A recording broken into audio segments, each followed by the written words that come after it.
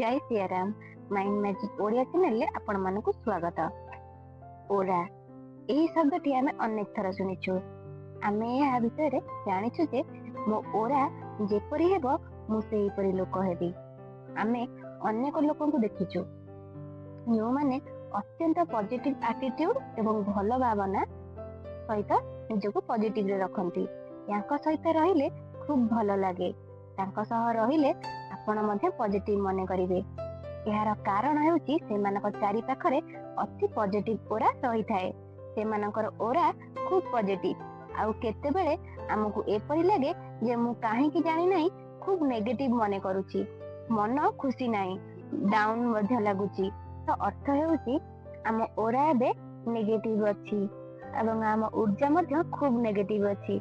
जहाकू upgrade करिबा आवश्यक। जहाकू update करबा निहाती आवश्यक माने चेंज करबा आवश्यक। तेणु आमे बुझिबाकू पड़िबो किपरि एही क्लीनिंग करा जाए, किपरि हम चारि पाखरे पॉजिटिव एनवायरनमेंट सृष्टि करा दिबो आउ किपरि से दिगो को आगो को बढ़ी चलीबा, एक पॉजिटिव लोक हेबा एवं आम ओरा को क्लीनिंग करिबा, नेगेटिव रु शीघ्र बाहरिबा, अधिक कॉन्फिडेंट हेबा। ए सब कथा संभव जदि आपण जानि जानती जे किपरि निज ओरा क्लीनिंग करिवे। कारण प्रत्येक लोक को ए जिंस प्रतिबार आवश्यक। सब बेले केही पॉजिटिव रही पारेनी, किंतु जदि केही जानि जिवे जे किपरि आपण निज को क्लीनिंग करि परिबे, पॉजिटिव करि परिबे, तेबे से ऊर्जा को शीघ्र बदलाई परिबे। तेणु आज मु 5टी उपाय कहिबी जहा आपण को निज को क्लीनिंग करिबारे एवं अधिक सहयोग हेबो। प्रथमे कथा होची ध्यान करंतु। ध्यान एक एमिति जिंस जहा लोकन को पॉजिटिव कराई थाए। जेबे आपण ध्यान करंती ता पई आपण एक शांत जागा बाछिबा को पड़िबो। सेठारे बसंतु, आखि बंद करंतु एवं गभीर श्वास नियंतु। सेही श्वास को किछि समय होल्ड करी रखंतु एवं आस्ते आस्ते से श्वास को छाडंतु। आपणक समस्त ध्यान से परे रहिबा निहाती आवश्यक।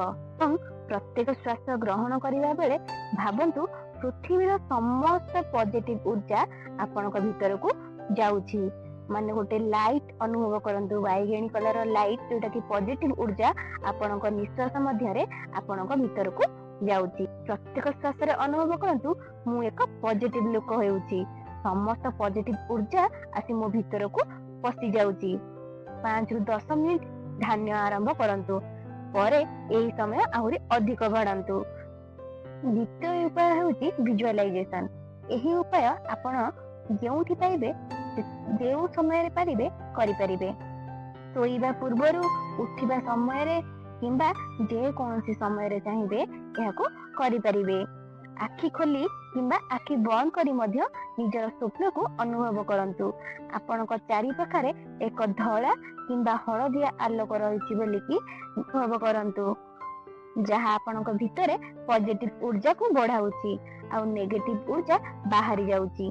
किछि समय भितरे अनुभव करि परिबे आपण एबे बहुत एनर्जी अनुभव करूछंती एवं आपणक एनर्जी फील बढ़ुछि। तृतीय कथा हेउछि पानी। पानी मन एवं शरीर उभय को शुद्ध करे। पानी को विभिन्न धर्म रे पवित्र बोली मना जाए। जेबे आपण स्नान करिवे तेबे अनुभव करंतु नेगेटिव ऊर्जा आपण को छाड़ी जाउछि एवं सेठारु पाइप माध्यम रे बाहरी जाउछि। एही उपाय प्रत्येक दिन करि परिबे। माने जेतेबेले गाथेइबे आपण जेतेबेले निज देह रे पानी ढालुथिबे भाबिबे जे से जो पानी गळी कि जाउछि आपणक देहरु, से पानी रे आपणक प्रत्येक नेगेटिव ऊर्जा बा प्रत्येक नेगेटिविटी आपणक शरीर रु बाहरी कि बाहर को पळौछि। यह एक अत्यंत पावरफुल। जदि आपण एक रोगी अटंती एही उपाय माध्यम रे आपण अनुभव करंतु आपणक प्रत्येक रोग एही जल माध्यम रे बाहर को चली जाउछि। एही उपाय खूब शक्तिशाली। थरे चेष्टा करी देखंतु। चतुर्थ जिनसटी होछि जाटा को मु बहुत भल पाए, मु बहुत पसंद करे। कोन सेटा ना प्रकृति सहित तालमेल रखंतु। माने सबु बेले किछि समय बाहरी बाहर गच्छ देखंतु, माने सबुज जिनस सहित निजको देखंतु। छात ऊपर जाई कि यूनिवर्स सहित माने देखा करंतु। प्रत्येक जिनस माने प्रकृति सहित बुलंतु। ଗୋଟେ କଥା ସବୁବେଳେ ମନେ ରଖିବା ଉଚିତ, ଯେତେବେଳେ ଆମେ ପ୍ରକୃତିର ନିକଟତର ରହୁଛୁ ଅର୍ଥାତ୍ ଗଛ ଲତା ବୃକ୍ଷ ମଧ୍ୟରେ ରହୁଛୁ, ସେତେବେଳେ ଆମ ଓରା ବହୁତ ପଜିଟିଭ ରହେ। ଆମେ ସ୍ୱତଃସ୍ଫୂର୍ତ୍ତ ଭାବେ ପଜିଟିଭ ଅନୁଭବ କରିଥାଉ। ଏଥିପାଇଁ ସବୁବେଳେ କୁହାଯାଇଛି, ଯେତେବେଳେ ଆମେ ପ୍ରକୃତି ସହିତ ଅଧିକ ସମୟ ବ୍ୟତୀତ କରୁଛୁ, ଆମେ ଭଲ କଥା ଅନୁଭବ କରିଥାଉ ଏବଂ ସ୍ୱାଭାବିକ ଭାବେ ଆମେ କୌଣସି ରୋଗ ଆମ ଦେହକୁ ଆସିନାହିଁ। ଏଥିପାଇଁ ଆପଣଙ୍କୁ ପ୍ରଥମେ ପ୍ରକୃତି ସହିତ ନିଜକୁ ତାଳମେଳ ଯୋଗାଇ ଅଭ୍ୟାସ କରନ୍ତୁ। ଦେଖିବେ ଆପଣଙ୍କର ପ୍ରତ୍ୟେକ ଜିନିଷ ସଲ୍ଭ ହେଇଯିବ। ଏହା ପାଇଁ ଚେଷ୍ଟା କରନ୍ତୁ, ଦିନକୁ ଗୋଟେ ଥର ହେଲେ ବି ପ୍ରକୃତିରେ ଚାଲନ୍ତୁ, ମାନେ ଘାସରେ ଚାଲନ୍ତୁ, ବାହାରକୁ ଟିକେ ଯାଆନ୍ତୁ, 5-10 ମିନିଟ୍ ପାଇଁ ହଉ, ବେଶୀ ନହେଲେ 2 ମିନିଟ୍ ପାଇଁ ତଳେ ଚାଲନ୍ତୁ, ପ୍ରକୃତି ସହିତ ଭେଟ ହୁଅନ୍ତୁ। ସକାଳ ବେଳେ ହଉ କି ସନ୍ଧ୍ୟା ବେଳେ ହଉ, ପ୍ରକୃତି ମଧ୍ୟରେ ଆପଣ ନିଜକୁ ମିଶେଇ ଦିଅନ୍ତୁ। ମାନେ ପ୍ରକୃତି ସହିତ ଯୋଗ ସ୍ଥାପନ କରନ୍ତୁ, ପ୍ରକୃତି ସହିତ କଥା ହେବାକୁ ଚେଷ୍ଟା କରନ୍ତୁ। ସେଗୁଡ଼ିକୁ ପ୍ରକୃତି ମଧ୍ୟରେ ଖୋଲା ଜାଗାରେ କରନ୍ତୁ। ଯାହା କହିବାକୁ ଚାହୁଁଛନ୍ତି କିମ୍ବା ନିଜର ଇଚ୍ଛା କି ଭଗବାନ ଆପଣଙ୍କୁ ଯାହା କିଛି ଦେଇଛନ୍ତି, ଆପଣ ପ୍ରକୃତିକୁ କହିପାରିବେ, ତାଙ୍କୁ ଥ୍ୟାଙ୍କ ୟୁ ଦେଇପାରିବେ। ଥରେ ଏମିତି କରି ଦେଖନ୍ତୁ, ଯାହା ଆପଣଙ୍କୁ ଭିତରୁ ପୁରା ସଫା କରିଦେବ ଏବଂ ଆପଣଙ୍କ ଭଲ ଜିନିଷ ସବୁ ମନେ ପକେଇଦେବ, ଆପଣଙ୍କୁ ପଜିଟିଭ ଫିଲ୍ କରେଇବ, ଆପଣ ଭଲ ଅନୁଭବ କରିପାରିବେ। ଯେତେ ସମ୍ଭବ ପ୍ରକୃତି ସହିତ ସମୟ ବ୍ୟତୀତ କରନ୍ତୁ।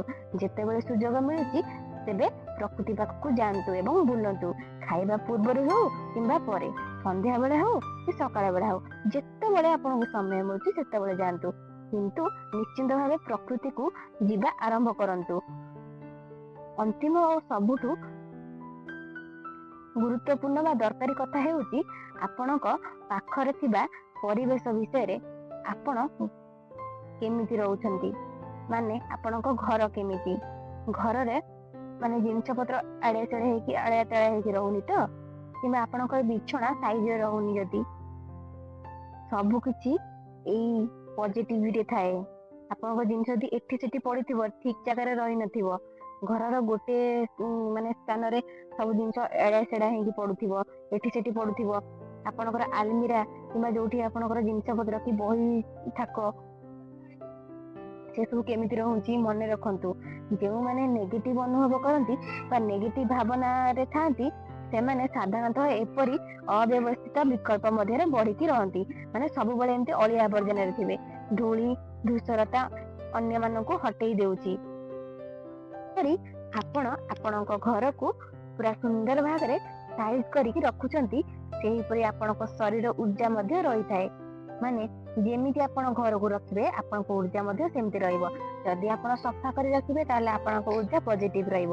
ଯଦି ଆପଣ ଆଡେ ସାଡେ ଖେଳିଆ ମିଳିଆ କରି ରଖିବେ, ତାହେଲେ ଆପଣଙ୍କର ଉର୍ଜା ବହୁତ ଲୋ ରହିବ ଆଉ ନେଗେଟିଭ ରହିବ।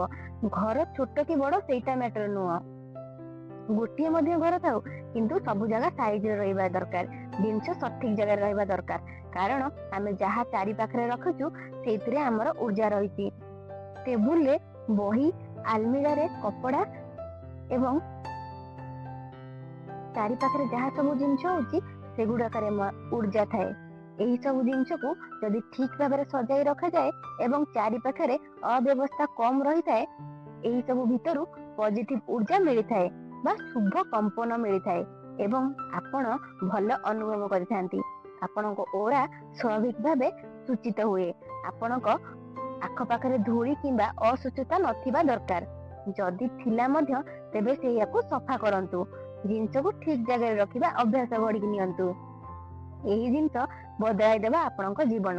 ଯଦି ଆପଣ ଏହି 5ଟି ଅଭ୍ୟାସ ଅନୁସରଣ କରନ୍ତି, ମୁଁ ନିଶ୍ଚିନ୍ତ ଭାବେ କହିପାରିବି ଯେ ଆପଣ ଅନୁଭବ କରିପାରିବେ ଯେ ଆପଣଙ୍କ ଓରା ବହୁତ ପଜିଟିଭ ହେଇଯାଇଛି, କାରଣ ଆପଣଙ୍କ କମ୍ପନ ବହୁତ ପଜିଟିଭ